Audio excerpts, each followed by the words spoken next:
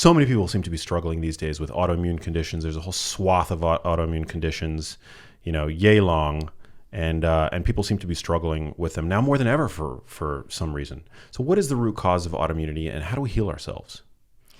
The root cause was described by Alessio Fasano at Massachusetts General Hospital, and he talks about a three-legged stool as the root cause. So the first is genetic predisposition.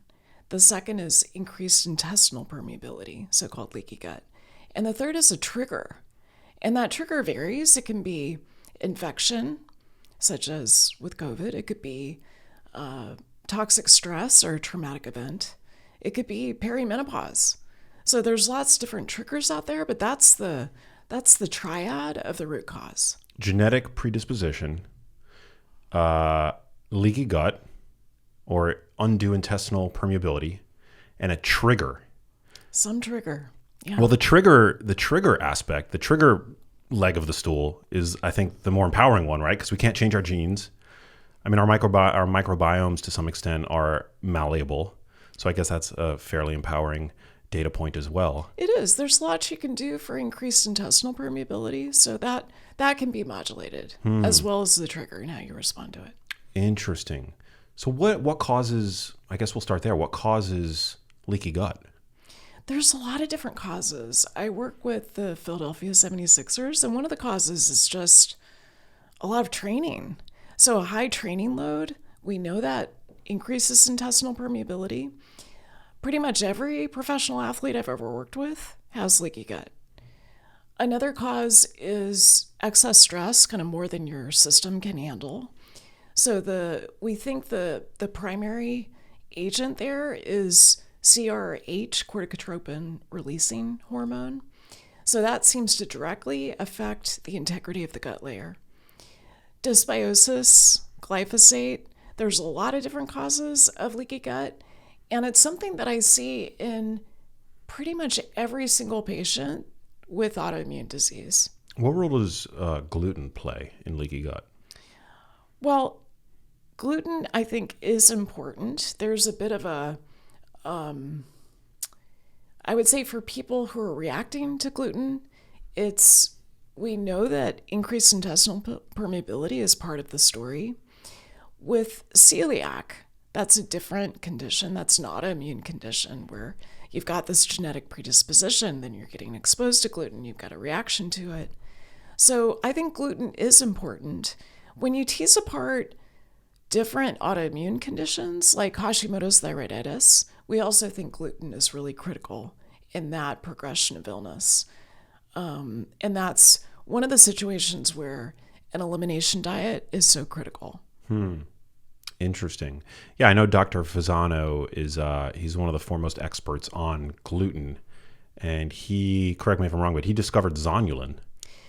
I believe he did discover it. He certainly had some of the first papers on zonulin, and he started out mostly looking at celiac, and then he realized once he discovered this triad that there were so many other autoimmune conditions, pretty much everyone he looked at, that also had this triad as a root cause.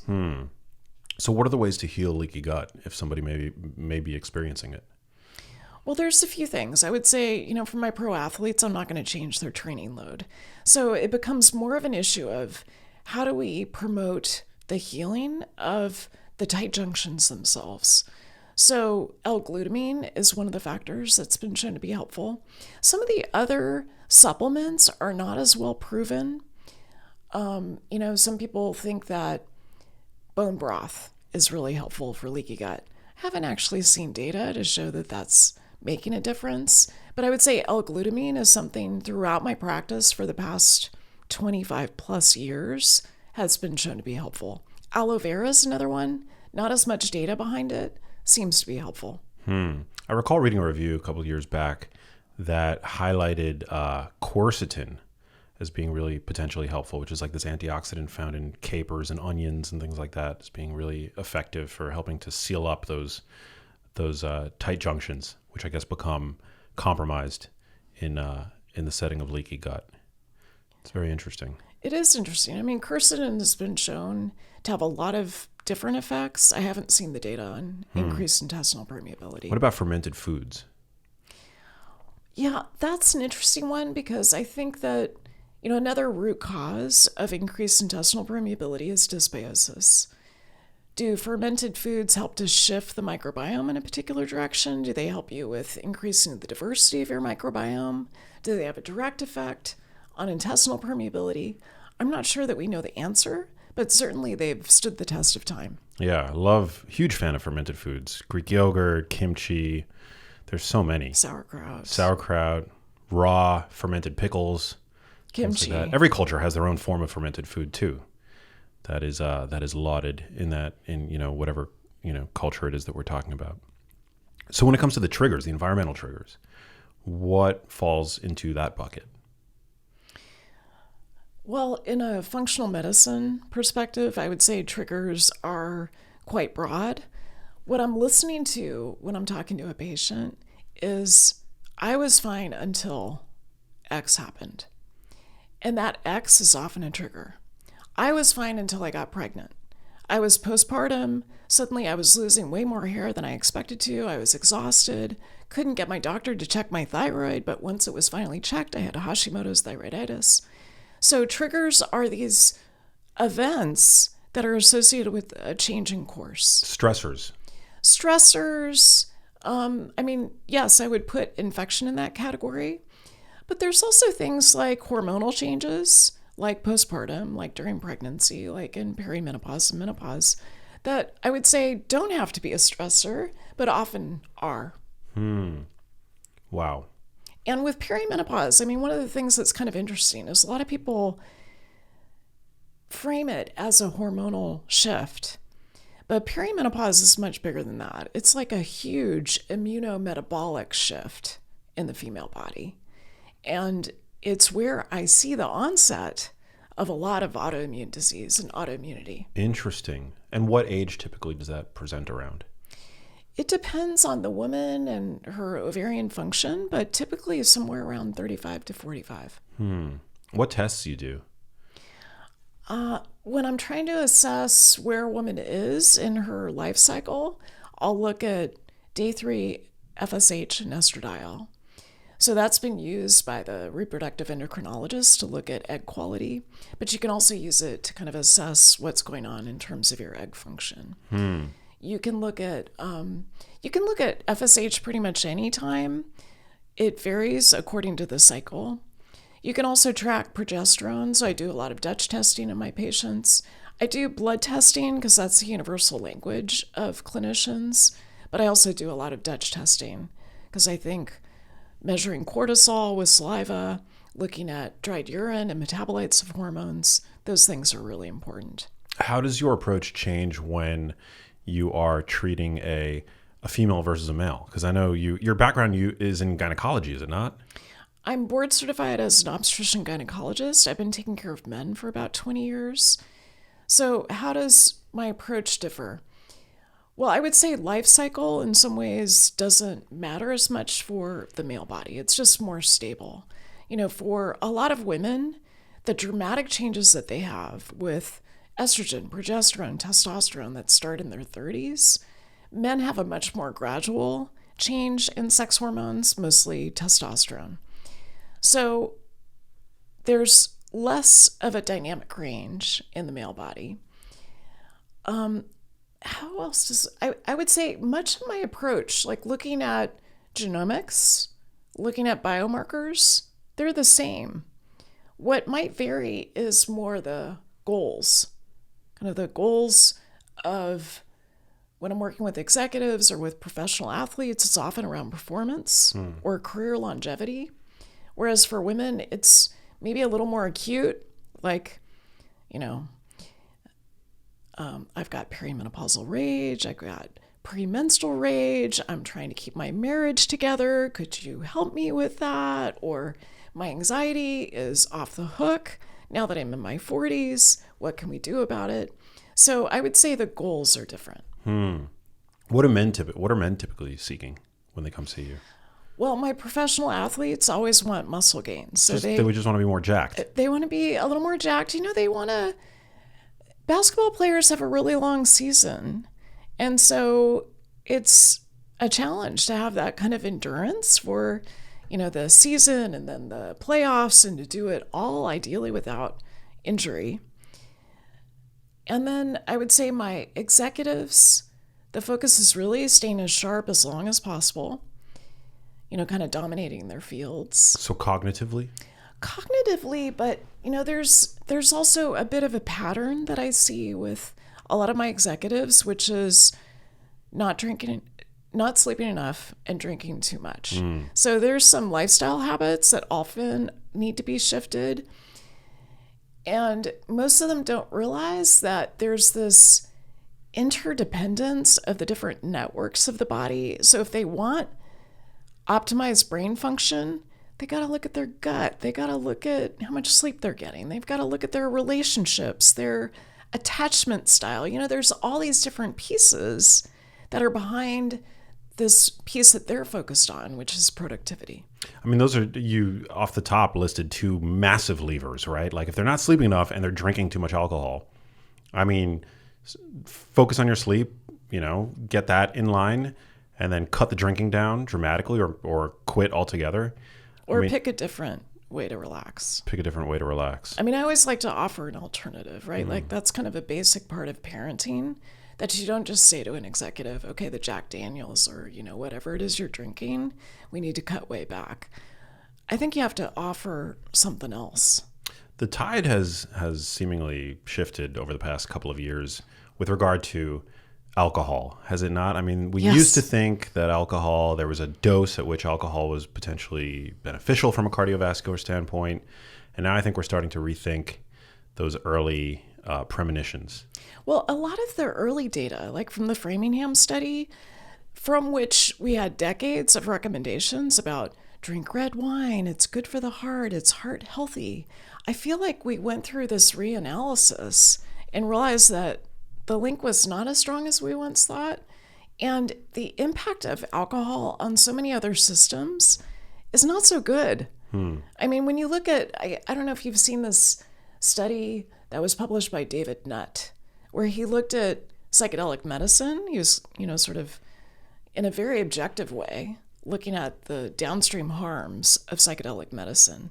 And when you look at all the different medicines that are available, from psilocybin to LSD to, the not classical psychedelics like MDMA, alcohol is the worst. Like, it's got the worst outcomes.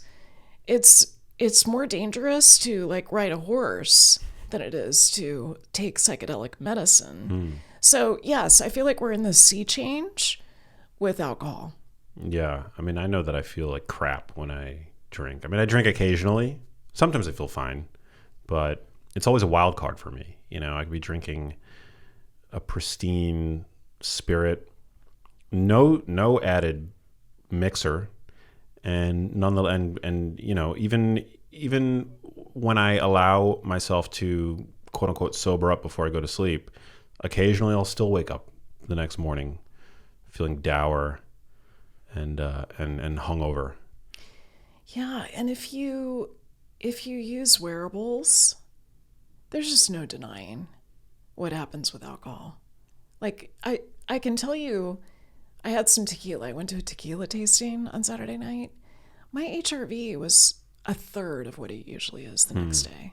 So that dour feeling that you're talking about, there are data to support that. So HRV goes down, my readiness goes down, my sleep is affected. I sleep fabulously when I'm not on alcohol. And when I'm on alcohol, I can fall asleep pretty quickly. You probably have that experience too, but I don't stay asleep, and it's not as restful. There's more disruptions. The deep sleep is decreased. You can't not see that. And we know that alcohol is a neurotoxin and that it's a carcinogen. Yes. Psilocybin is not a carcinogen to my knowledge. It's not a neurotoxin. I don't believe MDMA is either of those things either. I'm not saying that everybody should rush out and take up MDMA use as a weekend hobby, but yeah, the data I think has become pretty clear that alcohol is not something you want in your body with any regularity if health is a priority to you. Absolutely true. And I would go a step further with women, because the the limit in women is so much lower. So women become buzzed at a much lower dose. But maybe even more concerning to your point about cancer is that breast cancer is increased with 3 servings of alcohol per week or more. That's not much. That's not much. I mean, moderation for a woman is typically described as 1 drink per night. That's 7 drinks a week. That's right. So if that's associated with an increased risk of breast cancer, and most women are alarmed and concerned about breast cancer, as they should be, since 12.5% of us have that's our lifetime risk of breast cancer. And a lot of folks don't connect the dots that probably one of the most modifiable risk factors that you have is your alcohol consumption. Wow. At what point did you transition out of obstetrics and gynecology to work more with a more performance-oriented approach? It was about about the year 2000.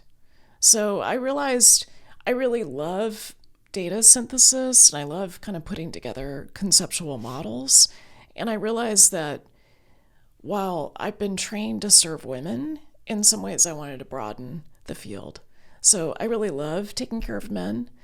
They're less complicated in a lot of ways. So I like variety. Before we started recording, we were talking a little bit about attention deficit and inattentiveness, and that's probably part of it too. I love, new challenges and kind of new ways of working. Yeah, I've definitely always felt like I've had subclinical ADD. I was never formally diagnosed, but yeah, it's always been a challenge. Academia has always been a challenge for me. I've always struggled to get through books. I do great with short form like articles and things like that, which lends itself really well to reading scientific studies and pursuing passions that I'm interested in. But yeah, I think I've always struggled with like very low grade attention deficit.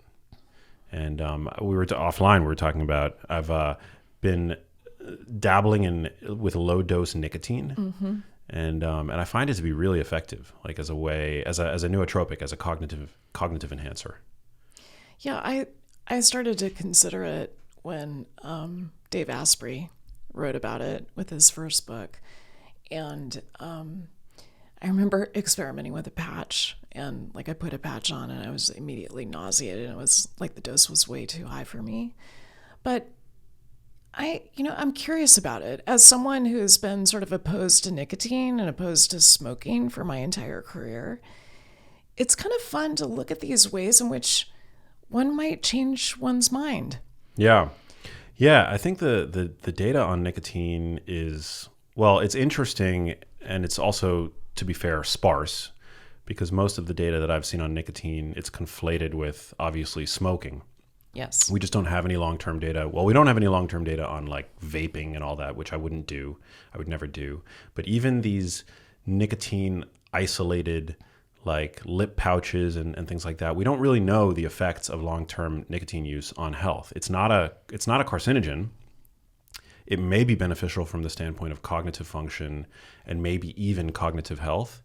But I know that it also does have some potentially negative effects on the cardiovascular system, which just goes to show you that there's a trade-off with everything, unfortunately.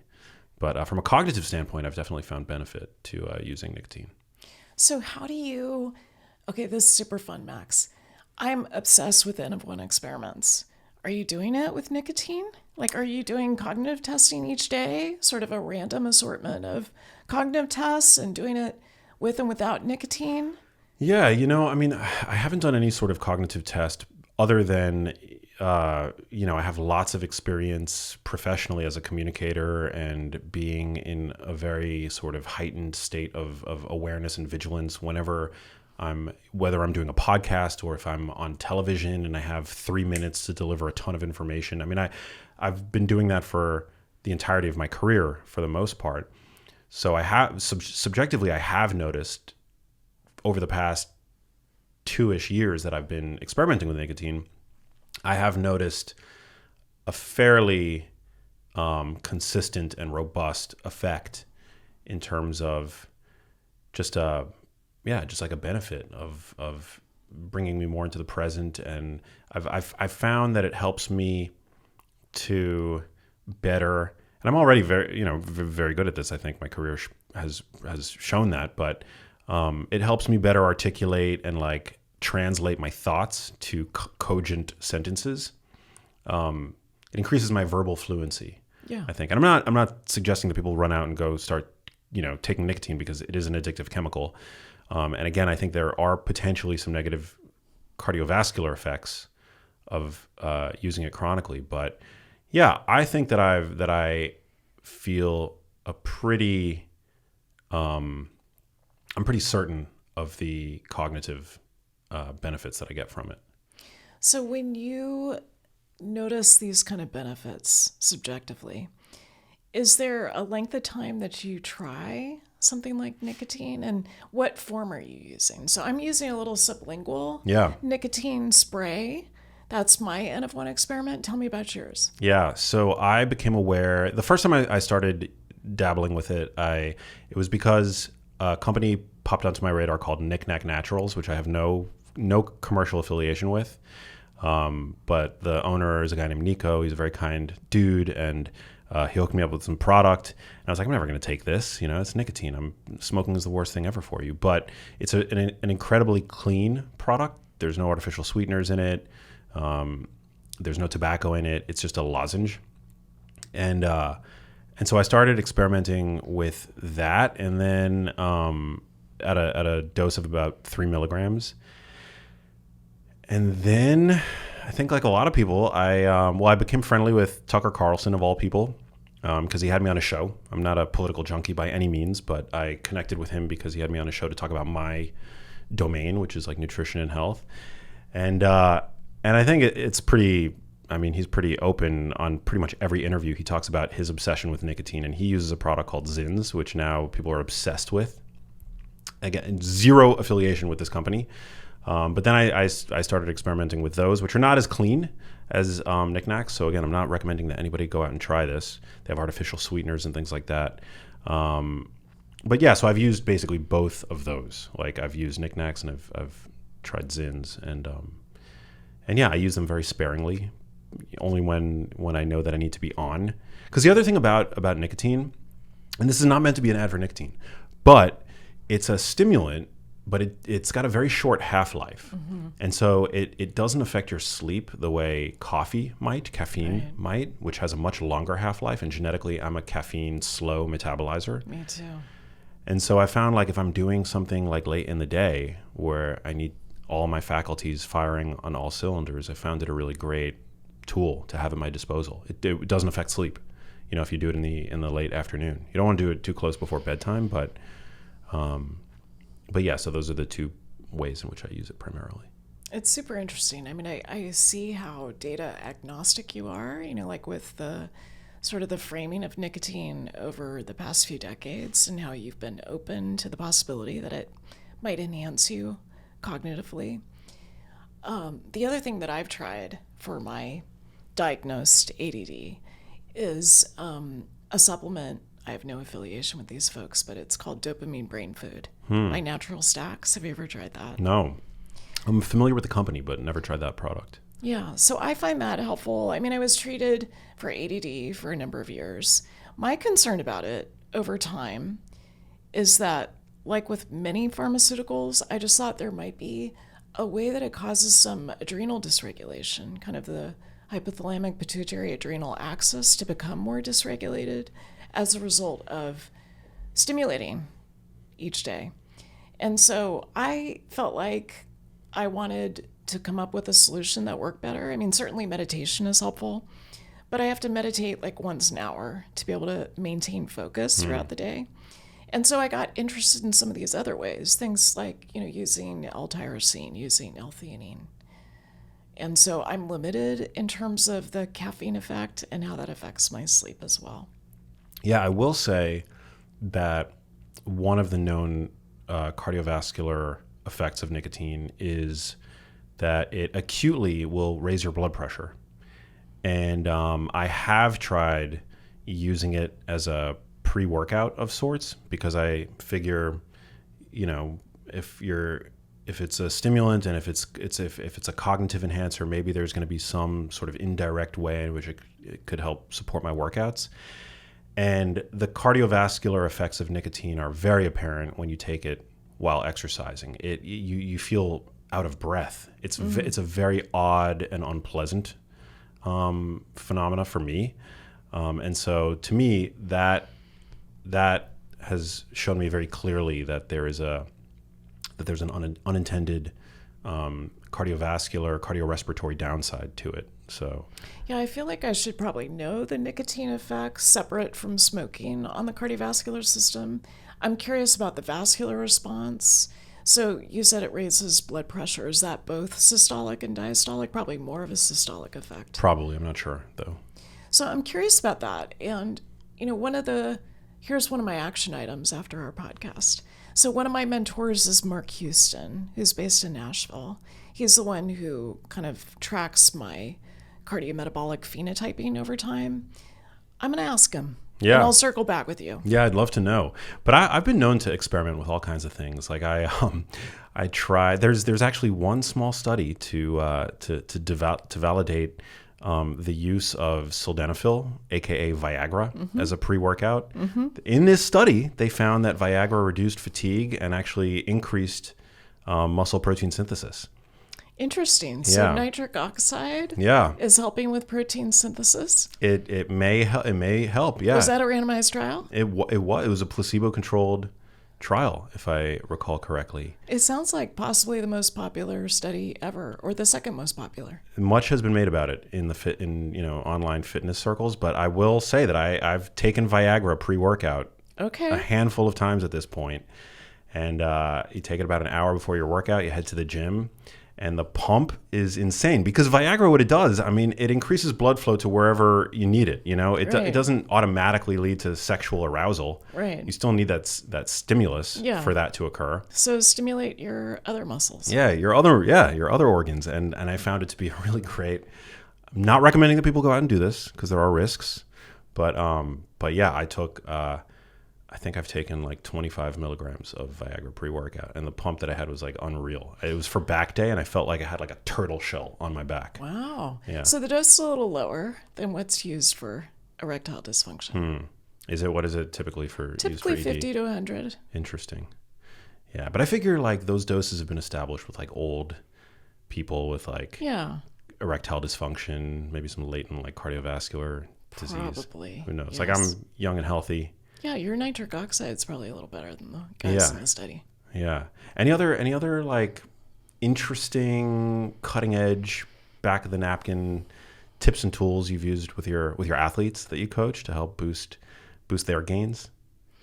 Well, these guys are super interesting because they're, many of them grew up in a setting where they're not eating the way that you eat, Max. So, one of the MBA institutions is Chick-fil-A. Interesting. So a big part of the work that I do is the nutritional piece, personalized nutrition. And based on a precision medicine approach, looking at their genomics, looking at their biomarkers, putting it together with their goals, which almost always are muscle gains, we come up with customized food protocols for them. So that's the part that's super interesting for me because a lot of these guys, they won the genetic lottery, right, to be able to play in the NBA. And yet they often have cellular processes that just aren't quite up to snuff. They've got detoxification issues, methylation issues. Their inflammatory tone is maybe higher than it needs to be. They've got challenges with oxidative stress. So when they're flying around and they're in the season, that can be pretty rough, getting back home at 2:00 in the morning and not getting the sleep they need.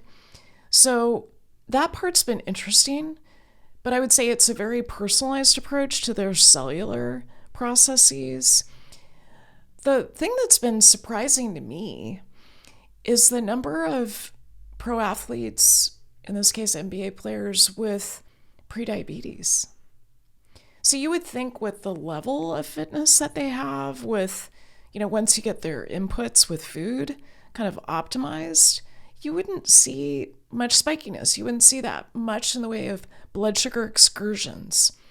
But, when you've got genomics interacting with the environment, you often can see that. So it's a significant number of players who've got prediabetes. And that, to me, is super exciting because unless you've got a continuous glucose monitor, you're not going to know this. And yet I feel like it could potentially affect the arc of their career. It could affect their inflammatory tone and certainly the way their blood vessels behave over the 20 plus years that they're in the MBA. And then I hope it changes, what it's like for them in their 40s, 50s, 60s, and beyond. So those are two pieces that are critical. Pretty much all of them need help with their gut function, even if they don't have gut symptoms. I think I've seen one NBA player who just had, he was kind of a model citizen in terms of his microbiome, but the rest needed some support. Interesting. I think probably what happens with some of these athletes is that their energy expenditure is so high, and often they have fantastic bodies. They're in fantastic physical shape, right? They're specimens. And so there's a tendency probably to underappreciate the role that diet plays in just broader health, because what the mirror presents is illusory, right? You see a fantastic physical specimen in the mirror, but I think this is broadly applicable to the population at large, because like thin people tend to think that they're impervious to these kinds of metabolic conditions, right? Because they're thin. But it just all comes back to food quality. That like if you're eating crap, garbage in, garbage out. Food quality, I would say, interacting with your genetic story.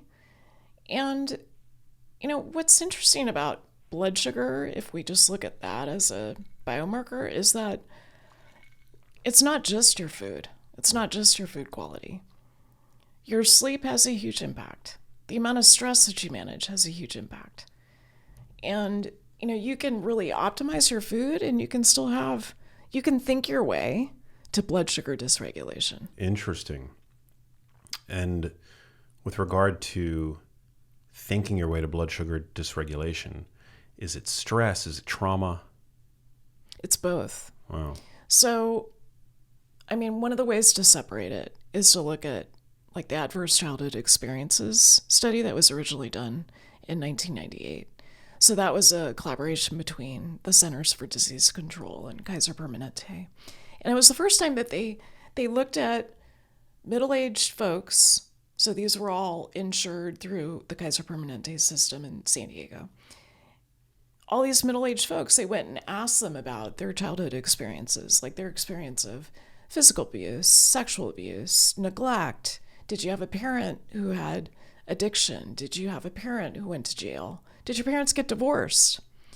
And then they found when you take the people who had a score of 0 versus the people who had a score of 1 or higher, they found that there's more than 45 chronic conditions associated with a higher ACE score.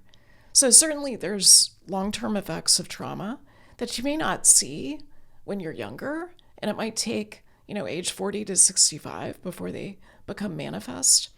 So one of those outcomes is autoimmune disease. Another is diabetes, type 2 diabetes.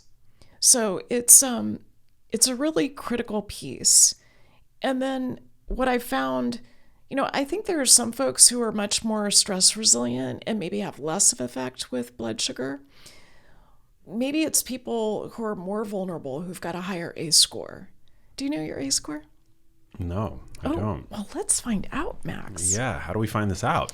So you can Google ACE questionnaire. You can figure it out that way. I've got it on my website. Adverse childhood experiences. Wow. So it's kind of a standardized, validated questionnaire that's used to measure childhood trauma. It's not perfect. It doesn't look at bullying. It doesn't look at a few other sources of trauma for children. But the idea is that you look at what were you exposed to in terms of traumatic experiences before age 18. So I've got an ACE score of 6. I've got prediabetes. What's that's the scale? In remission. So the score goes up to 10. I use another questionnaire that has a different denominator, but for the most part, when you're doing the ACE questionnaire, the original one is out of 10. So 6, it's one of those high scores that you don't really want to achieve, but that's just sort of the nature of the way that I grew up. And, for me, I would say a lot of people have this experience of, a fair amount of trauma as a child, leading to a lot of self-reliance and a lot of hyper-independence and overachieving, sort of looking at, okay, academic achievement was a way that I got love and attention. And so a lot of those patterns in my system became established. So when I look at my own blood sugar, like when I first started looking at my glucose and insulin signal, I was able to optimize my food and figure out how to get my mean glucose less than 100 and the standard deviation less than 15 and like all those typical goals. But then I would see, okay, when I travel, when I've got increased stress that's hard for me to manage, it would lead to a 10, 25 point increase in my glucose excursions. So that's not true for everyone. I would say some people are more vulnerable than others. Trauma might also play a role in terms of excursions. And the way that you know is to test yourself. What steps have you taken to ameliorate that degree of trauma? Well, I'll start with what doesn't work. So I did talk therapy for decades. And some people have an incredible experience with talk therapy. I would say for me, it mostly reinforced a lot of my traumatic memories without resolving them. And the parts of the brain that are involved in this process, kind of the understanding part versus where the trauma signature lives, they're different parts. And so talk therapy is remarkably low in efficacy.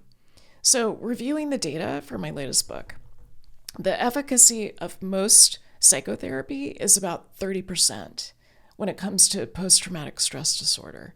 And yet the gold standard is generally therapy, increasingly trauma-informed, which I think is a step in the right direction, and then sometimes selective serotonin reuptake inhibitors, which have, once again, an efficacy of about 30%.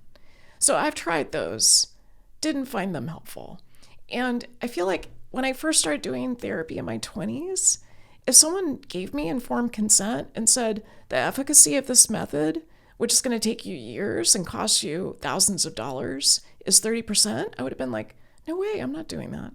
So now we've got a lot of other ways of dealing with trauma: somatic experiencing, EMDR, healing states of consciousness. Like we're on the cusp of a revolution with psychedelic assisted therapy.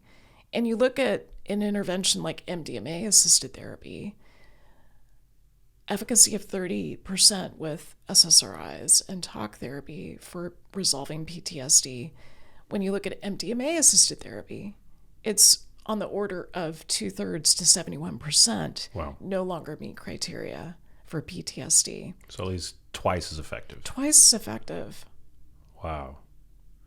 That's crazy. Yeah, we just had Dr. Peter Levine on the show, who's one of the fathers of somatic therapy. Yes, somatic experiencing. Yeah, it was a fascinating deep dive into a topic that I know very little about. But essentially, the issues reside in the tissues, and which is what I kind of got out of it. So, yeah, how do you then begin to get to work on the body? If the body keeps the score, so to speak. It's a critical point because,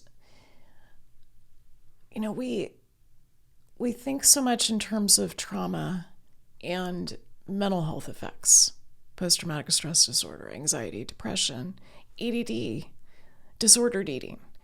And yet we don't think as much about the signature of trauma in the tissues and how that leads to dysregulation of so many other systems.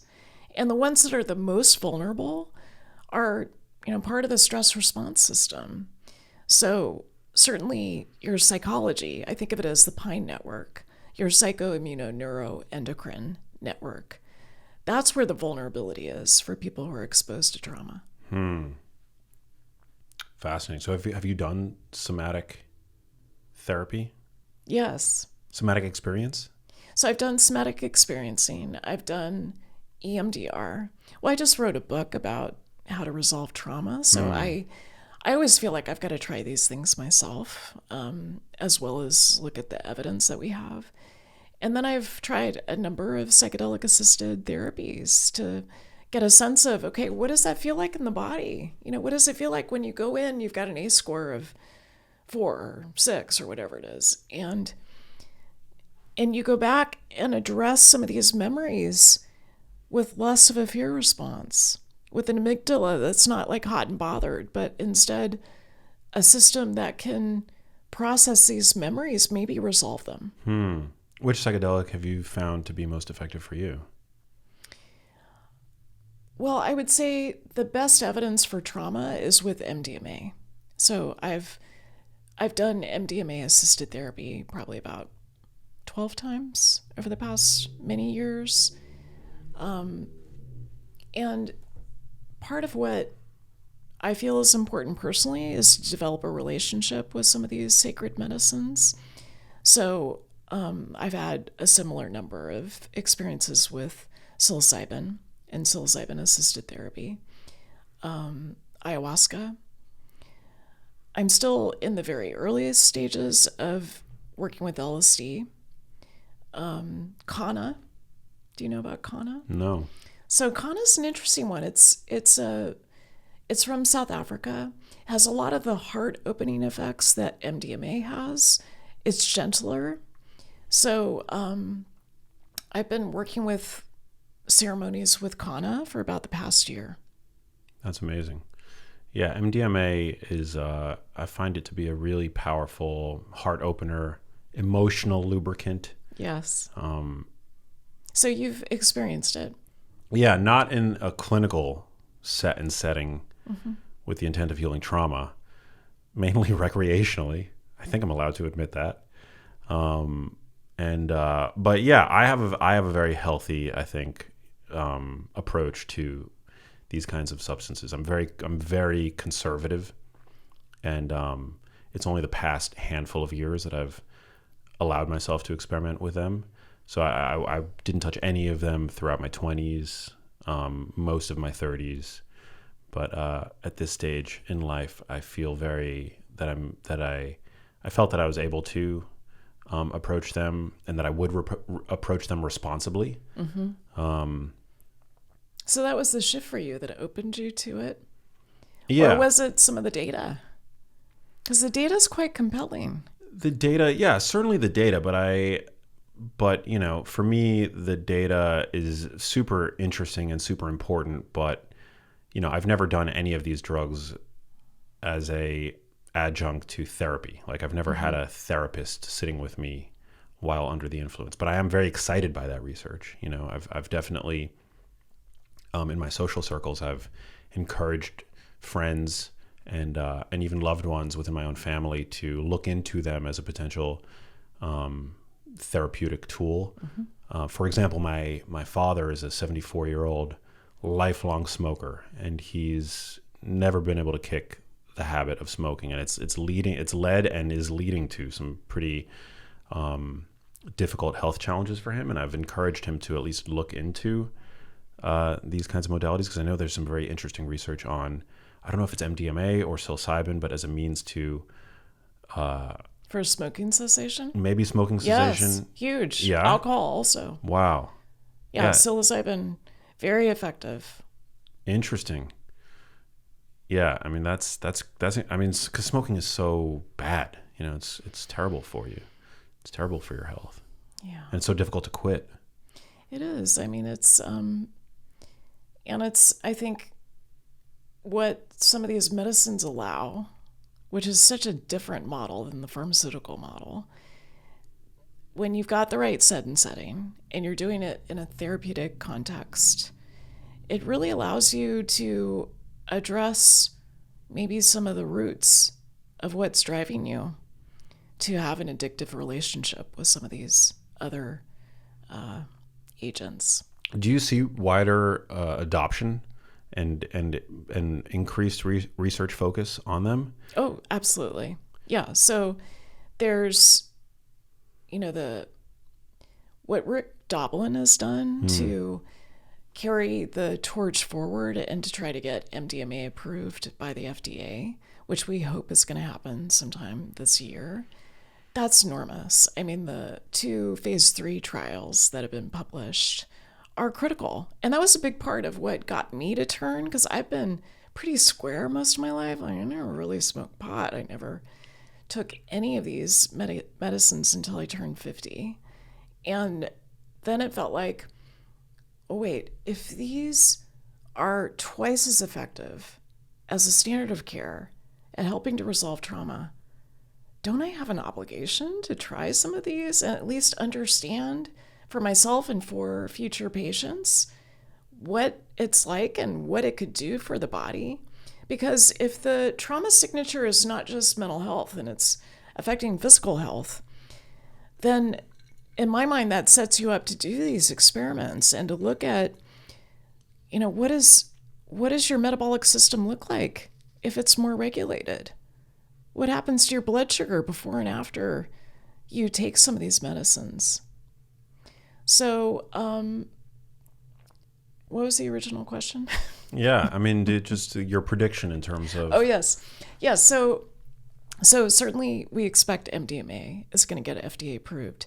And then I can tell you, from working at an academic medical center, that the opportunity right now to look at psychedelic medicine, to look at what happens in neuroimaging with the trauma response, these are potent times, really potent times. I would assume, though, that there would be pushback from big pharma. Oh, for sure. I mean, if you're saying that these drugs, which are unable to be patented, right, are more than twice as effective as SSRIs, which are big business, I mean, there's got to be pushback. Oh, for sure. For sure. Yeah, I think we are upending the model with psychedelic medicine. This idea that you go from, for instance, taking an SSRI every single day for years on end, maybe the rest of your life, to having 2 to 3 ceremonies with MDMA-assisted therapy. And then you've got these durable effects where the trauma is greatly diminished or potentially resolved. It's just a totally different model. So yes, I'm curious what's going to happen with the pharmaceutical companies. What resources exist for people that want to learn more about this topic and maybe even try it as a therapy for themselves? Well, there's above ground and below ground in terms of working with psychedelic medicine. So I'm really talking about psychedelic assisted therapy. So it's something that I became certified in over the past few years. So I've got 3 certifications in it. I don't know. That's amazing. It's exciting. We're getting ready for, sort of this massive change in the way that we approach mental health, the way that we approach the role of trauma. And we have to be prepared for that. So a lot of people need to be educated and ready for it. So in terms of resources, I would say mostly it's academic medical centers right now. You can enroll in research studies. The original was Johns Hopkins. Now most of the academic medical centers that I interface with are offering research programs, whether that's NYU or, our work at Thomas Jefferson, UCSF. They recruited Robin Lockhart Harris to lead up some of their psychedelic programs. So I would say academic medical centers are really critical. And then I would say once FDA approval comes through, that's where you want to work with someone who's got a lot of knowledge about trauma, especially if that's part of your experience.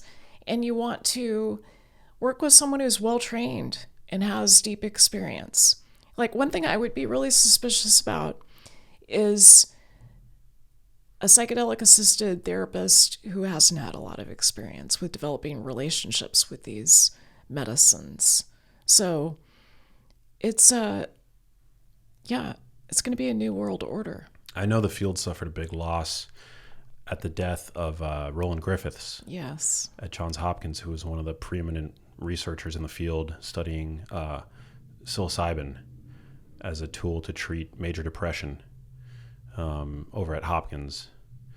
but I'm excited to know that there are others like you who are now, picking up the torch. Well, it's, I read this book, Strength to Strength by Arthur Brooks. Ooh, I love Arthur Brooks. I haven't read the book, but we love Arthur. He's been on twice. He's been on the show twice. Yeah. So, he talks about how you've got to shift from fluid intelligence, kind of that intelligence that just fills you with fire and passion through your 20s and 30s and then starts to shift. You have to kind of go from one curve to the next. And when I read that book, I really felt like, okay, I've been taking care of patients for 30 years. I love precision medicine. I'm a data wonk. I'm trained as a bioengineer. I love to, work on this interface of how do we really optimize productivity for people and, assess their values and their goals and help them in that direction. But I also felt like, there's a lot of people who've got chronic cortisol problems that I take care of. There are people who've got chronic anxiety or depression. They've got this signature that lives on in their body from trauma. And I would say the tools that I was taught in the first half of my career, don't touch it. Not sufficiently, not with a 30% efficacy. And so that really got me to say, well, what do I want to do with the next 50 years? And I am interested in transformation. I'm interested in healing states of consciousness. And I want to share that and make it accessible and relatable and healing for others. Admirable. I love that. It's super important. From a dietary standpoint, what would you say are the big levers for people to achieve better metabolic health? For metabolic health, I would say knowing your personal reaction to foods is really critical. I mean, the levers or levers are inputs and outputs, right? So what are the foods that you're putting into your system? What are the thoughts you're putting into your system? How do you architect your day from the moment, your feet step onto the floor to before you go to bed, your sleep quality? And then there's also glucose disposal. So how is it that you're moving? What kind of exercise do you get? I started in the past couple of years lifting much heavier than I've ever done before. And I found that has changed my glucose disposal significantly, maybe more than any other intervention. So I still have to dial in the food, but I would say those levers are maybe the most critical. So your food and then your glucose disposal. Super important. On the topic of resistance training, something that I saw a post the other day on Instagram that I thought was just really wonderfully articulated.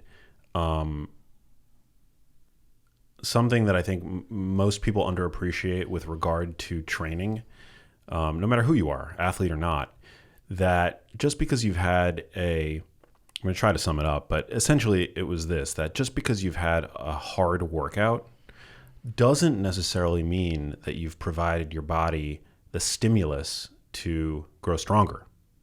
You see a lot of people at the gym, they're, whether running on the treadmill or on the Stairmaster, sweating, all over the place, super active, but the way to provide your muscles with the stimulus required to basically signal to them that they need to adapt or die, essentially, you need to lift heavier weights. Yes. You need to lift heavier weights and go to, a point of failure. Not that every set needs to go to failure, but, 1 or 2 reps shy of failure. I think most people think that as long as they're sweating, as long as they're huffing and puffing, that's a sufficient workout. But you really need to challenge your muscles.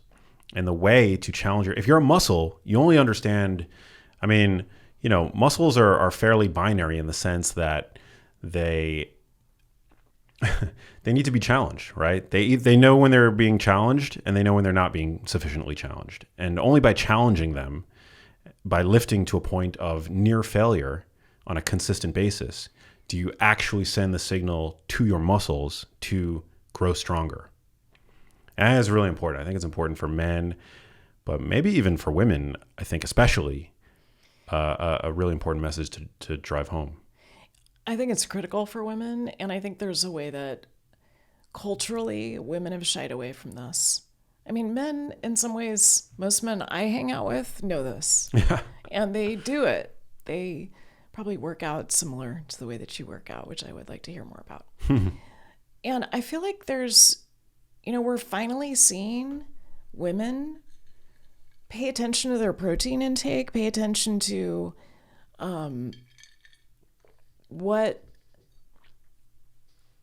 how to work out.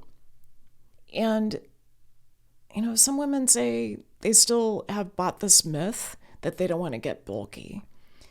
Especially after 35, 40, it is really hard to get bulky as a woman. So I feel like this is probably one of the most important ways to deal with the dysregulation of perimenopause and menopause, and kind of that way that your metabolic system starts to redline or yellow line, is to lift heavy. It makes a huge difference.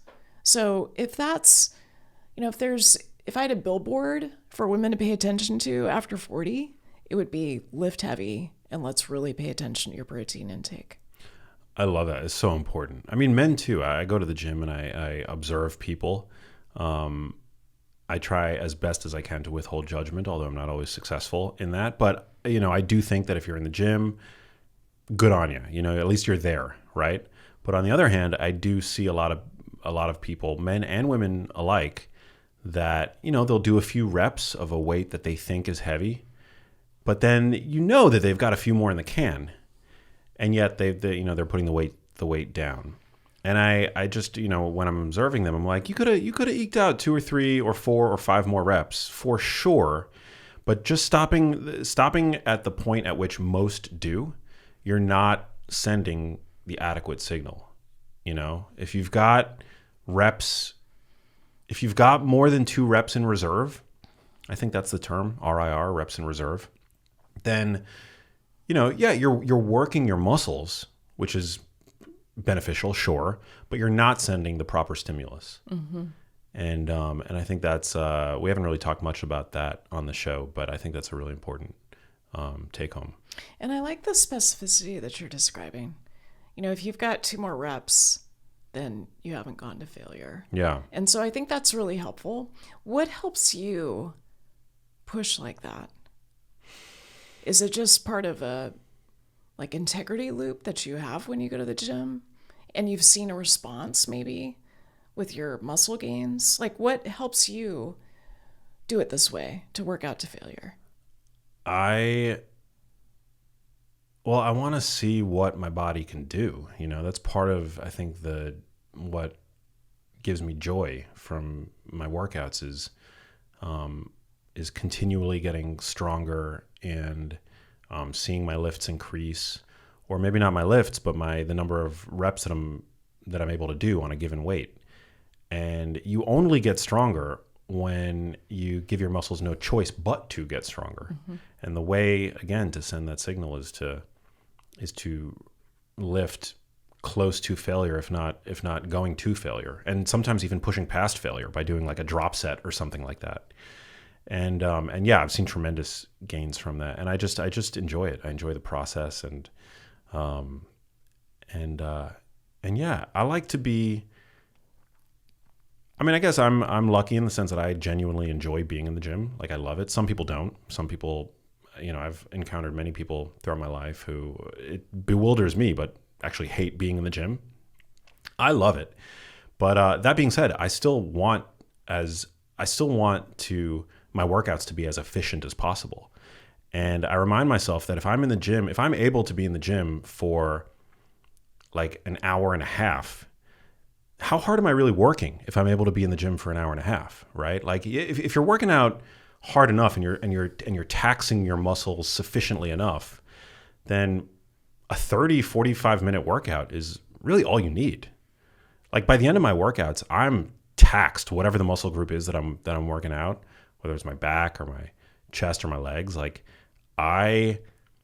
if you're working out sufficiently with sufficient intensity, you're not going to be able to have like one of these long duration workouts. Right. You know? It's diminishing returns. Diminishing returns, yeah. You're just piling on the fatigue without providing any real stimulus. And that's what I think an effective workout is all about, right? Is like providing that stimulus to your muscles. It's so good that you understand that and you communicate it so clearly. So what do you do for recovery in between your workouts? What really works for you? Yeah, I mean, I think sleeping well. I'm a good sleeper, but I've definitely found some tools that have been really effective in terms of helping increase my sleep efficacy. I'm a big fan of taking glycine before bed. I found that subjectively that works for me, and there's also good data to support that. About 3 grams of 3 grams. Yeah, free form glycine before Mixed bed. with water? I mix it with water sometimes, or I just like put it straight into my mouth because it tastes like sugar. Essentially, it's like a really sweet amino acid. I know a lot of people are going to be wondering what brand. I'm brand agnostic, but I buy the glycine that I have in my kitchen is from Now Foods. It's just like this big jug, and I have like a teaspoon measuring thing that I keep close by, and I just like, half an hour before bed, I'll like put 3 grams of glycine into my mouth, and I'll wash it down maybe with some water. I try not to drink too much water before bed because I'm prone to waking up to pee. But I found that to be really effective. And so, yeah, sleep is a huge part of my recovery. Eating lots of protein, I can't underscore that enough. I mean, I'm always thinking about protein. All of my snacks tend to be pretty protein heavy. How much do you get a day? I try to get roughly a gram of protein per pound of my body weight, which is, I think, higher than most people need to target. But for me, it's about 190 grams. Mm-hmm. And you've got 20 grams that you're drinking right in front of you. Yeah, I'm drinking 20 grams of protein right now from this like delicious, ready to drink, no affiliation, but Slate. It's a really good product. But yeah, I'll use like whey protein powders, but I also eat a lot of meat. I eat a lot of steak, eggs. I'll like make a scramble. I'll throw some egg whites into my scramble to boost the protein even further. And how many carbs? Do you know your carb threshold? And how do you play with that on a build versus a cut? I always love these questions. Love that you're throwing them back to me.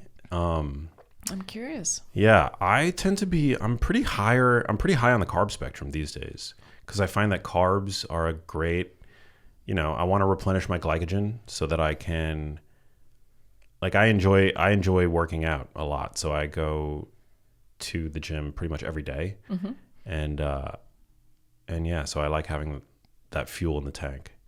So I'm eating like some gluten-free organic oats in the morning, and then I'll work out. Typically, I'll follow my workouts with a big, piece of protein, whether it's steak or chicken or fish, usually some white rice, or sweet potato or something like that. Within a certain length of time from your workout? Like, do you pay attention to the timing? Yeah, I don't think there's any real urgency to eat right after you work out, especially if you've had a bolus of protein pre-workout, at some point, a few hours before your workout. But it's just my scheduling wise, I like to go to the gym and then go grab lunch afterwards. So, but yeah, so generally I'm eating protein like an hour before my workout and then pretty soon afterwards. And then I repeat that formula for dinner. Like if it's another big piece of protein, and then I have protein shakes throughout the day. Or like, I'll have a protein shake today. Yesterday I had a couple of bags of beef jerky, small bags, so like, if it's a bigger bag, I'll just have one. But yeah, and I'm very liberal on the carb intake these days. I think a lot of people think that carbs make you fat. We know that that's not true at this point, that it's an excess of calories. And so I'm just trying to make sure that my calories come from relatively healthful places, whole foods, the occasional protein supplement. How does that sound, Doc? Sounds pretty good. So do you pay attention to species variety, like with the vegetables that you consume? And I'm invoking here Rob Knight and Human Gut Project. sort of diversity of the microbiome reflecting diversity of Yeah. vegetable and fruit species. Yeah, I'll do fermented foods fairly regularly. I'm a huge fan of kimchi. So I eat that, but I'm not anti-vegetables. I'll eat steamed broccoli. I'll do salads. I don't go overboard, but I try to get some degree of, vegetable intake on a daily basis. I like the idea of a big salad every day. It doesn't have to be massive, but I like my dark leafy greens. I think that there's fairly irrefutable evidence that dark leafy greens are beneficial. I mean, we know that dark leafy greens contain a lot of really good stuff in them. Kale, great source of lutein and zeaxanthin, which we know support eye health and brain health. Folate, magnesium, fiber. So nitrates, great for cardiovascular health. Going back to nitric oxide, right? Nitric oxide synthesis. So yeah, I'm a big fan of dark leafy greens. I'm not like one of these like carnivore types.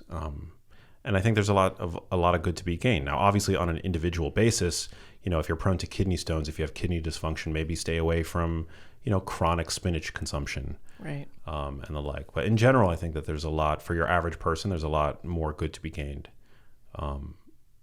And they're filling and the like. But generally, I take a very protein forward approach. And then the vegetables I like to integrate for satiety, for the, the phytochemicals, the added, nutrients and things like that. Positive for immune function too. Yeah. To get colors of the rainbow. There you go. Yeah. All those like plant pigments. I'm a huge fan of fruit, whole fruit. I eat regularly. Right now I'm obsessed with, I tend to cycle fruit in and out depending on my obsession with those, whatever the fruit happens to be. Right now I'm obsessed with pears. Pears are amazing. They're the best. In one pear you get 6 grams of fiber. It's like 25% of your daily fiber needs in one pear. You can just hear your gut singing. Yeah. Danju pears, I think they're called. Yes. Red or green. They're so good. Honeycrisp apples, I'm a huge fan of. Kiwi. Yeah, I love it all.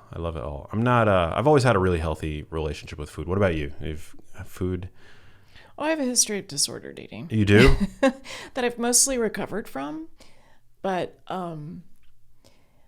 yeah, I feel like when you map your relationship to food, I grew up pretty healthy. Like I had a mother who was a whole foodist who read Adele Davis, back in the 70s. So I had the kind of lunches that no kid would want to trade me for, dark brown bread and honey and freshly made peanut butter and a lot of fruit and no Twinkies or Ho-Hos or any of those things. And then I ate total crap through my 20s because I was mostly at the hospital and in my training. And you would think that a healthcare center would actually have decent food, but mostly I was eating, veggie burgers on call. Horrendous food. So in my 30s, I got super attentive because I had a couple kids and I wanted to do the best I could for them.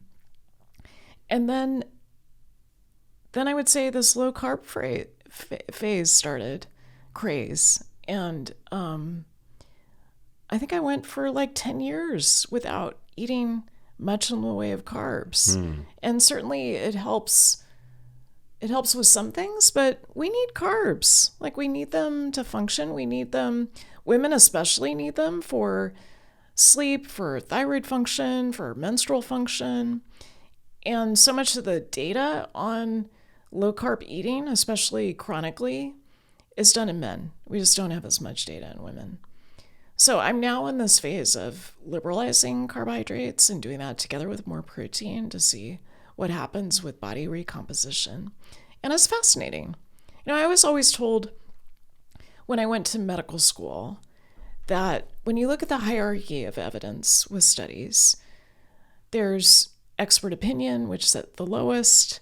There's case series, there's cohort studies, observational studies, the randomized trial. But really the highest quality evidence is the N of 1 experiment. And so I always have N of 1 experiments going on. And I would say the experiment I'm doing right now is increasing protein, kind of looking at what my limits are with protein, increasing carbs, the rest in fat, and then lifting heavy to see how that affects my metabolic function. What have you found? Well, I'm still kind of early in the experiment. I feel better. I hypothesized that my glucose would have much bigger excursions in response to the carbs. I'm not seeing that. And I think that's related to the heavy lifting, the glucose disposal. So I'm still early on in the experiment. I'll let you know how it goes. Yeah, definitely. Keep me posted. Did your mom talk about weight a lot when you were growing up? Because that's a commonality that I hear amongst women that have had challenges with regard to their relationship with food. That's a big part of it. I mean, I would say it wasn't just my mother. It was also cultural conditioning to be thin.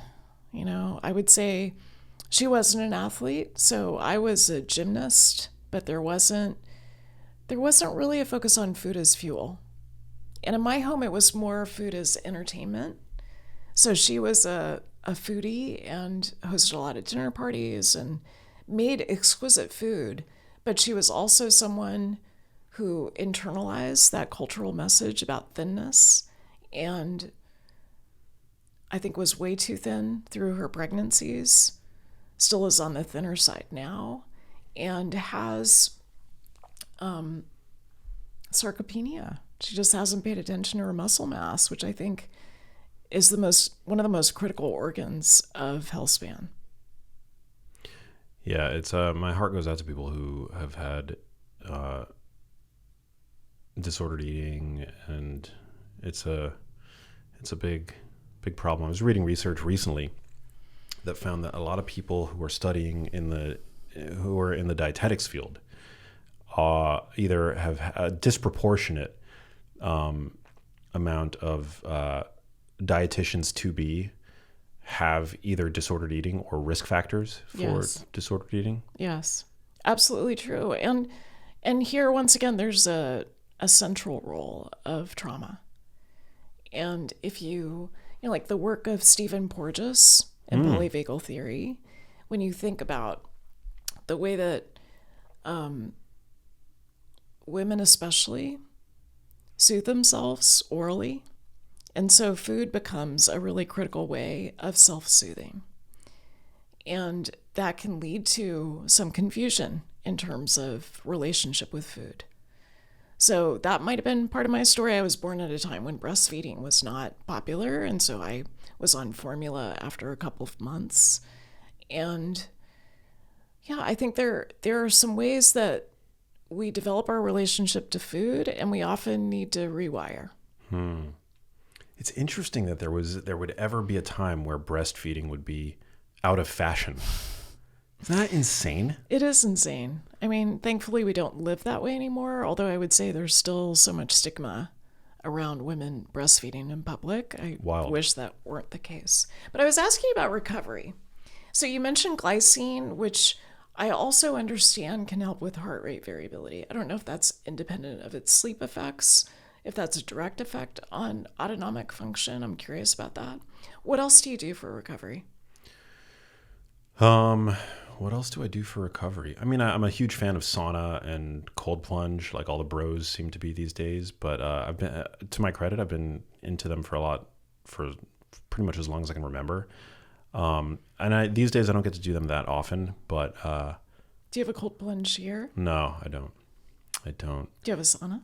I don't. No, I used to sauna. There have been long stretches where I've had regular access to a sauna, and I've been able to sauna multiple days a week, and right now I just don't have. I don't have access to one. I mean, I if I wanted to do infrared, there's a few places in LA that I could go, but I'm not as big of a fan. Not that there's any, that they're any less effective there, although there is less research on infrared saunas as compared to like traditional hot finish sauna, but it takes too long. So, I like a really hot traditional sauna where, I'm in it for 15 minutes and I'm just like burning up, like that's my favorite way to sauna. Infrared I don't have the patience. It takes like 45 minutes for me to get a good sweat in an infrared sauna. But but yeah, so I would say that that's a big part of my recovery. Eating adequate calories, adequate protein, and just having a really good intuitive read on my body. Mm-hmm. I try to work out. I mean, because I enjoy it. I try to resistance train every day, but I'm doing a different muscle group every day. And if I feel my CNS, my nervous system is fatigued, then I'll just take the day off. But in general, because of my good sleep, my sleep quality, my nervous system, I feel like is pretty recovered on a day-to-day basis. So I'll just go to the gym and I'll just do a different muscle group, So right now my split is like push. I have a push day, which is like chest and triceps, a pull day, which is like my back, biceps. I'll do the next day. So that's the first 2 days. The third day I'll do, I think, typically shoulders. Mm-hmm. I think I've benefited a lot from having a dedicated shoulder day. Aesthetically, it's just great to give your shoulders a little bit of extra love. I feel like they recover fairly quickly as well. And it's a joint that's not very well designed. That's fair. And so paying attention to it and strengthening, especially the smaller muscles at the rotator cuff, I think that's critical. Yeah. Have you had injuries? I have a lower back injury, which has limited my leg day. So my fourth day is typically my leg day. And then I usually will repeat the cycle. So it's a 4-day split, and then I just repeat it. But my leg day, I don't really squat. I don't deadlift. I haven't done either of those movements in years. But have you done genomic testing, kind of sports genomics? Mm-mm. Because about 40% of your performance, injury risk, capacity, and recovery is determined by genetics. Interesting. So it might be interesting to take a look at that. Yeah, interesting. I remember reading something on 23andMe that I have some maybe SNP associated with, easier muscle accrual or something like that. I could be butchering it. I don't recall exactly, but I think I remember reading that and then being kind of disappointed, like, so where's the muscle, But yeah, I'm limited in the sense that I think squats and deadlifts, if performed properly, are really great lifts, and I can't do them because of my lower back. But I'm about to actually go down to Mexico to Cabo to get some stem cell stuff. In your low back? Yeah. Okay. Yeah. So what's going on in that low back of yours? So I've never, I think I've like alluded to this on the podcast before, but I guess I've never really detailed it. So, but this is all fairly recent findings for me anyway. About 10 years ago, I was squatting. I squatted improperly. I wasn't squatting. I was like having a completely different workout at the gym, and I was there with a friend, and my friend had just a 45 on each side on the bar. And he was just like, Max, go do a set. Let's see what you can do, I was like, no, it's not, I'm not warmed up. I'm not doing legs today. He's like, come on, give it a shot. It's like, it's easy for you. It's like no weight, And so I was like, okay. I got onto the bar, and just, as soon as I started going down, I felt something like pinch in my lower back. This was about 10 years ago. And yeah, my back has never been the same since, like chronic pain since then. And so, did you have an MRI? Yeah, so I did an MRI recently with Prenuvo, which is like the full body MRI thing, which they comped me. I have no financial affiliation with them, but grateful that I got to do it. And between my L5 and S1, I have a minor disc bulge, which I don't think is the cause of the pain. I also have disc desiccation at that site. So, it's like dehydrated and whatever. And then I have what's called modic changes on my vertebral bodies. So L5 and S1, which is, as far as my understanding, and I'm not an expert in this at all, but it's like degeneration of the actual bones, and like fatty accumulation, edema, fat accumulation in the bones, which is a major source of pain. So I have like a disc issue there, and I have some degeneration of those bones, which then I think have been able to cause, I guess, what's called referred pain. So, in my like right hip above my butt cheek, I get like a lot of pain sometimes, but I think it stems from like this, like the spinal column. So, because of this podcast, I've been able to connect with a brilliant regenerative medicine guy, Dr. Adil Khan, who was on the show recently. And he, down in Cabo, they use Wharton's jelly and umbilical cord stem cells, and they give you an IV, which I don't know. I think the jury's still out on whether or not IV stem cells can help with specific injuries like that, because apparently... Oh, they don't inject it directly into the low back. Well, they're going to do that too. Okay. They're going to do that too. So exosomes and stem cells and all that stuff directly into the low back. But then they also, through IV, they give you a shot of stem cells.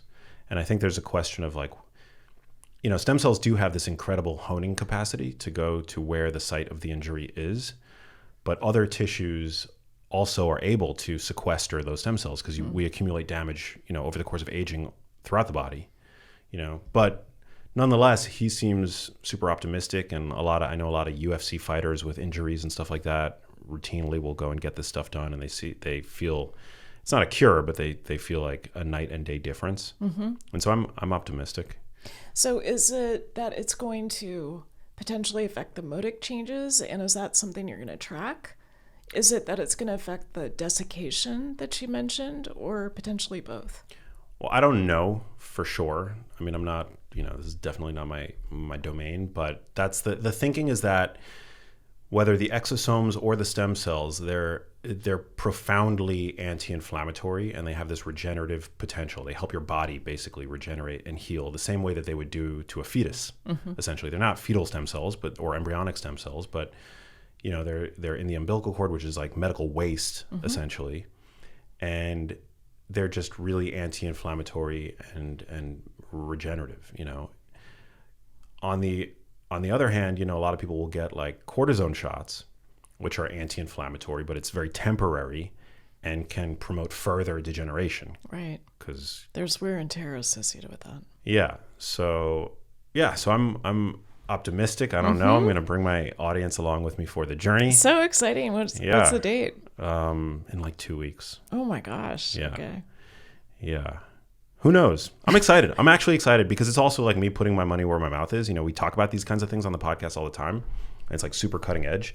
So I'm excited to actually go and do it. Yeah. And if it does help, even a little bit, I'm going to be the loudest advocate for it because I know it's still very niche and there's all these hurdles. It's not FDA approved. Right. So who knows? It's a brave new world. Super exciting. Yeah. Yeah. Super exciting. Do you have any like lagging injuries, things like that? So I tore my labrum in my right shoulder during the pandemic. And so it limits my stability, like with heavy lifting. So yeah, I think about that. Yeah. My back is pretty good. I've been a yoga teacher for most of my life. So I've got a little hypermobility, like at the L5 sacrum. So I have to be careful about that. And heavy weightlifting has actually been really helpful in that regard. The thing about modic changes that I've read is that most types of low back pain are amenable to exercise. Exercise is one of the best ways to treat low back pain, with the exception of like modic changes where exercise actually can make the pain worse. And this is something that I've found anecdotally to be true. So I'm not trying to take the easy way out. Like I've done lots of PT, I've done lots of yoga, exercise, all those things. Nothing seems to help. In fact, exercise often makes my back feel worse. So, but yeah, I mean, Joe Rogan is a huge fan of stem cells. Not that I'm saying that I'm doing this because of, his experience, but I know a lot of like high profile people have seen tremendous benefit from doing this. Like a lot of UFC fighters, they beat their bodies up. And if you've maxed out the ability of targeted movement to improve this discomfort that you have, this chronic discomfort, why not try something that could be effective? Well, because also back surgery is like 50% effective over the long term, if I recall correctly. Like the long term results of back surgery are not good, and so the options are, you don't have there's like you can get like spinal fusion, which I definitely don't want. There's like nerve ablation, where if you're just having like untractable pain that isn't responsive to anything. You can like basically go in and destroy the nerve so they don't feel the pain. I don't think that sounds smart, at least for me. Yeah, all of these sound like ways in which people are failed by the medical system. Yeah. And I know that I did this myself. So I'm, my chronic back pain is a result of my own idiocy and not listening to my body and showing off. But well, you learned the lesson, I guess. I did learn the lesson. Yeah. And it's not super limiting. Like day to day, I'm fine. Yeah. I definitely do have chronic low back pain. Like if I'm picking something up off the floor, in the mornings, like when I'm like putting on my underwear, I've got to like hold on to something. It's not great, but I do manage it. And yeah, it hasn't limited, the vast majority of my like activity is like fine. It's like unlimited. If you're going to the gym most days of the week, I'm not too worried about you. Yeah, I'm going to the gym most days of the week, and like I love it. My lifts are all great, and I'm in great health, and I'm stronger than I've ever been. I'm in the best shape I've ever been. But yeah, it is an issue, and I'm not getting any younger, so I figure why not give it a shot? Mm-hmm. Who knows? Jesus, take the wheel. Right. We're going to Cabo. Yeah. So what's next for you? You got this book coming out, super exciting. Yeah, let's see. Well, I'm doing more psychedelic assisted medicine in my practice, so that's been incredibly fun. So I've got 2 daughters, and How old are they? they're 18, 19, and 24. Aw. So I've got an empty nest, and I want to learn how to surf. I want to travel more. I want to be in beautiful places, and I just was in Big Sur this past weekend, and it's an extraordinary place. I think here's what's next for me. I'm really interested in healthspan. I've been interested in healthspan for a long time. One of my books, Younger, is about healthspan with a focus on women. And I also feel like there's a way that it can make us somewhat narcissistic. And I'm curious about healthspan within the context of a group. So that's another area of inquiry that I'm really excited about. Like, what if you don't just want to get to 100 or 110 because, you want to see how your grandkids or great-grandkids turn out, but you want to be part of a group that sort of reinforces each other with this purpose of growing older together. So I'm interested in that. Yeah, that's what's got my attention. That and recomposition and seeing what happens with this experiment I'm doing with Carbs. With carbs and protein and heavy lifting. Yeah, let me just say, like, I definitely have evangelized the potential benefits of a ketogenic diet since I began my career in this space, because I think that it's a really important diet for in the context of neurodegeneration. We need to continue studying it. But yeah, I definitely too harbored, I think, a little bit of that carbophobia. But first of all, plant-based foods, I think, are a wonderful source of micronutrients. They're tasty. They add color and diversity to your diet. We know that they're beneficial to the gut microbiome. But also, if you look at any bodybuilder, right? Like the vast majority of bodybuilders are on, I think, what most would describe as high carbohydrate diets, because when you have that additional glycogen in the tank, that additional fuel in the tank, it helps you to be more effective in the gym, And we know that very low carbohydrate diets compared to moderate or high carb diets, they're not as effective from the standpoint of muscle anabolism. And so, a food like oats or white rice, right? I used to think that there was no place for them in the diet because they have relatively low nutrient density. Right. Like rice is not a nutrient dense food, but that doesn't mean that there's no benefit to consuming it, because starch is it's a source of glucose, right? And it goes essentially straight to your muscles. especially when you're in a glycogen depleted state. And insofar as that starch can help provide an additional, again, fuel in the tank to reach that anabolic stimulus, that threshold of stimulus whereby you send that signal to your muscles to adapt and grow stronger. If you can eke out 1 or 2 more reps with some rice in the tank, then they're beneficial. Nutrients aside, like they can be used as a very effective performance enhancing tool. They're serving a function. Yeah. Yeah, I love that you've changed your mind about this. I had a similar experience where I wrote a book about the ketogenic diet and ways that women can adapt the ketogenic diet to make it serve their metabolic purposes and to do these experiments, like to liberalize your carbohydrates the way that you've done, to notice how that affects your performance in the gym. To me, that's really kind of the open system that we want, that we don't get stuck in a dogmatic trench with how we're eating for the rest of our lives. So I think that kind of personal experimentation is really critical. It's super important.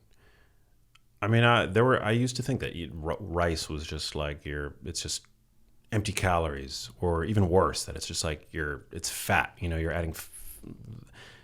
I think a lot of people will visualize like rice just going straight to the belly. But that's not how it works. Right. And so, so I've definitely welcomed foods like rice, oats back to the table, and I think they've been incredibly helpful. And again, like you'll get any bodybuilder online for the most part. I mean, they're obviously like more keto focused, and it depends on bio-individuality. Like if you're glucose intolerant, then start slow, But for somebody who's metabolically healthy, particularly, I think that they're a fantastic food, and they add, diversity to the diet. Also, they're a lot less calorie dense. Like most sources of carbohydrates are a lot less calorie dense than fat sources. So you can eat more. You can eat more, yeah. I've been enjoying popcorn recently. I saw some popcorn when I walked into your place. Yeah, I've been eating popcorn. First of all, popcorn is as whole grain as you can get. I think much has been made about grains, and there's this, depending on which dietary guidelines you look at, you might also you may be inclined to, I think, wrongly believe that grains are an essential part of the diet. I don't think that that's true. I think that grains, if you tolerate them, I think that they provide fiber, yes, but I think mainly they're a very calorie sparse way to get glucose into the system, so that you can then, obviously there's hormonal benefits, but I think for me, my primary interest is, how is this popcorn going to help me have a better workout tomorrow? And so I feel zero qualms about consuming it and integrating it, and I feel like it's boosted my workouts. Like my workouts are the best they've ever been. My pumps are the best they've ever been.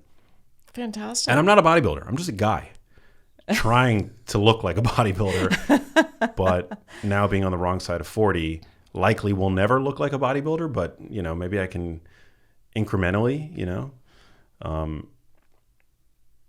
inch my way up slowly, surely, to that ideal. And it's been helpful. I just think that dietary dogma doesn't help anybody. So I don't want people to fear foods.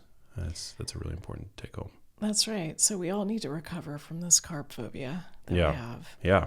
And at least test the hypothesis. Yeah. So one other thing that I wanted to ask you about is secure attachment. Oh, yeah. So I had so much fun listening to your podcast. And this idea that, maybe similar to a change in one's relationship to carbohydrates, one can also change the type of attachment behavior that they have. Ooh, I love that segue. Yeah. So you've done that. At least you did in the interview that I listened to. Yeah, we've done a number of episodes on the show about attachment theory, And I've always felt that I've had like an avoidant attachment style, which is an insecure form of attachment, which is not ideal. And what do you think the roots are of that? Well, I think it goes back to the childhood stuff, childhood trauma, social injury that we all incur over the course of our development. For me, I think maybe it stemmed from a really close, maybe too close of a relationship with my mom. My mom was an incredible mom, beautiful woman, incredible mom. And a lot of my work is inspired by her, actually. But as close as our relationship was, occasionally she would share things about her marriage with me that she probably shouldn't have been sharing with her son. Maybe best shared with a therapist or her friends or her parents. But her mom was very cold and unemotional, and she struggled throughout her marriage to my dad, and my dad, fantastic father, but yeah, my mom, like many marriages today, I think my mom and dad struggled to stay together, and my mom would share a lot about her marriage to me, inconceivable things about her marriage to me that never should have been shared, and so there's the term for that. There's probably a few terms for it, but the term that what I came across is that is referred to by some as covert incest, which is when people hear the word incest, they think of like sexual, right? Incest, which is definitely not the case, but it's when a parent essentially makes you their surrogate partner. Yes. And so yeah, that's essentially what my mom did for me. She like was talking to me about things, from a very young age that should have been shared with an adult, and so yeah, it created this, like, as a child, you feel like you're the recipient of very privileged information. You think, oh my God, your mom, like, you feel like it's actually like kind of a sign of love, to be shared such incredibly intimate details with. But it creates this kind of like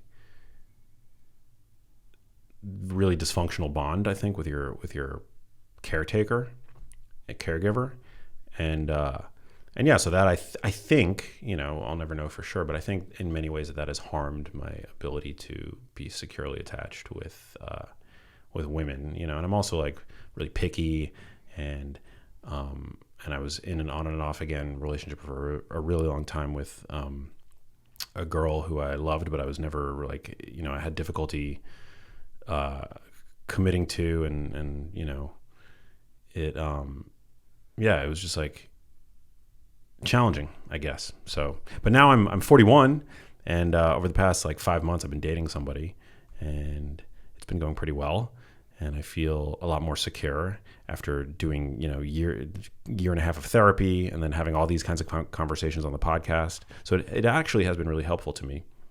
But I'm not perfect. I'm still on this journey like everybody else is. And yeah, and we all go through stuff, I suppose. But I have a friend who said to me, when he turned 40, he wanted secure attachment. He was married. He didn't have it at the time. And he felt like he was a psychiatrist. He is a psychiatrist. I want to feel secure attachment. I don't want like the cognitive book learning that I've done for the past 20 years. I want to actually feel it in the moment with the person that I love. And I just love that intention that really it's never too late to potentially change your attachment style. Yeah. And that, you talk about in your podcasts how to go about it, like what some of the methods are. Like you had one tool that I really liked. I don't think you called it a vibe check, but vibe check, yeah. Did you call it a vibe check? That's what we called it, yeah. Okay, because I love that idea. Yeah. And I started using it right away. You did? Oh, yeah. I love that. Yeah. Yeah, it's always good to check in and have a vibe check with the people in your life. Yeah. Intimate partners, family, friends, coworkers. Yeah. I do this with Sidney all the time, my producer. We have like vibe checks, like, hey, how you feeling? You know? I think I saw one before we started. Yeah, it's the vibe check is crucial. Yeah. It's crucial. And so now in my current relationship, I do that. I go out of my way. I'm like, hey, vibe check. How are we doing? We So good? once a week in times of peace. In Every times of couple of peace. days. Yeah. If there's more conflict. Because the time to fix the roof is when the sun is shining. That's right. Yeah. So it's really important to have those vibe checks. And even, if you feel like maybe there's a bit of a overcast day, it's very helpful to get ahead of issues before they become drama. Totally. You Do you know? have some favorite questions that have risen to the top as you've used this tool? Ooh.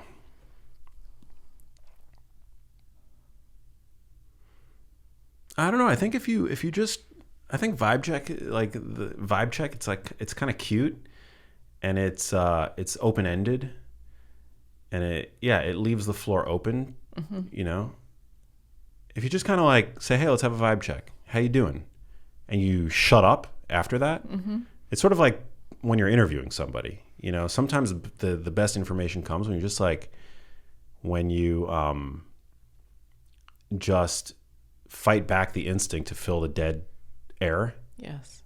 And see what comes out from the other side. So that's been really helpful. That sounds like secure attachment.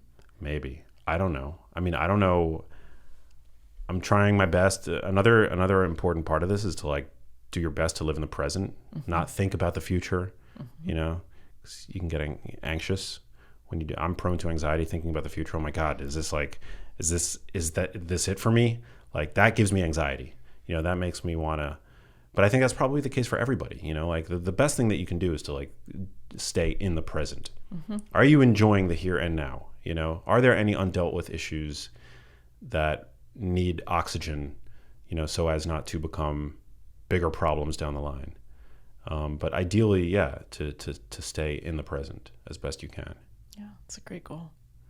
I hope. I don't know. I'm a very imperfect being, just trying to do the best that they can. And but yeah, these kinds of conversations have all been really helpful. So, for anybody who thinks that it's not worth it to listen to a podcast episode about attachment or whatever, I think it's the more you can expose yourself to these kinds of ideas, the better off you're gonna be, because it's just like it broadens your vocabulary, it broadens your toolkit. And yeah, being on the receiving end of brilliant people such as yourself, I mean, it's definitely enriched my vocabulary in my life, and it's not just like fluff, like it's definitely like I take the things that I learned from this podcast and I integrate them into my life. Yes, And I see that. And it's improved my quality of life as a result. So, I love it, Max. yeah, I don't know. Good work. I'm so glad that you got value from that episode. That was with Adam Lane Smith. Yeah. I forget the episode number, but Yeah, I started doing the vibe check right away. And I agree with you that you want to kind of sense in the moment, in the present moment, what's going on for the other person. Like, how do you attune? But he mentioned a few questions that I really loved. Like, one of them was, I think he was talking more as he did a vibe check with his kids. Like, are you feeling like you get enough time with me? Are you feeling my love? Are there things that are happening over the next week that you could use my support with? So yeah, I really like that podcast. yeah, try not to ask like yes or no questions. I think that's a big part of it. Try to open-ended. probe a little deeper. I mean, how boring would this podcast be if all I did was ask yes or no questions? Right. Doesn't seem your style, Max. No. Well, thank you. This was so fun. It was super fun. Yeah, we covered a lot of ground. Wow. This may be one of my favorite episodes. Oh. Yeah, to date. Really fun talking to you. Same. Yeah. I've got one last question, but before we wrap, where can people connect with you on social media, and where can they pick up your books? My books you can get anywhere books are sold. On social media, I mostly hang out on Instagram. That's at Sara Gottfried MD. And my website's the same, saragottfriedmd.com. Love it. And where are you based again? I live in Mill Valley, so Northern California. Northern California, Mill Valley. Nice. Don't know if I've ever... Is it like north of San Francisco? Or? Yes. Oh, got it. If you like to hike, it's amazing hiking. Is it? Yeah. Not a big hiker. Okay. Big indoor guy. I get that. Do you? Yeah. I'm a city What boy. about your... I know you grew up in New York, but what about like nature and how regulating it is? I like nature, but I like it within the confines of like a luxury resort or, Got it. Yeah. All right, so we won't go hiking. Yeah. I mean, a short hike. I have some friends that are, they're happier than,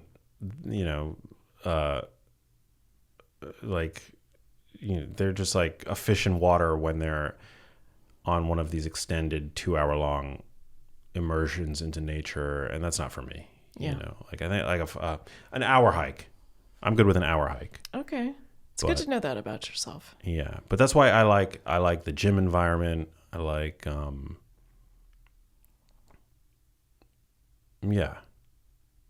glamping instead of camping. Okay. But yeah, I like my creature comforts. I understand that. So, yeah. But yeah, it's not saying I wouldn't be down to come visit at some point. Yeah, please come visit. Yeah. Yeah. I'm sure you got good like wine up there. We've got good wine. A lot of good psychedelic assisted therapy. Ooh. And yeah, we could limit the hike to an hour, and then I'll take you to my gym. Sounds great. Awesome. Well, last question that gets asked to everybody on the show. What does living a genius life mean to you? It starts with regulation and really taking responsibility to be as regulated as you possibly can. And then genius life is understanding your unique ability, your unique gifts, and serving them to the world. Beautiful. Lean into it. I love that. Well, thanks, Dr. Sara Gottfried, for being here. Hey, if you liked that video, you need to check out this one here, and I'll see you there.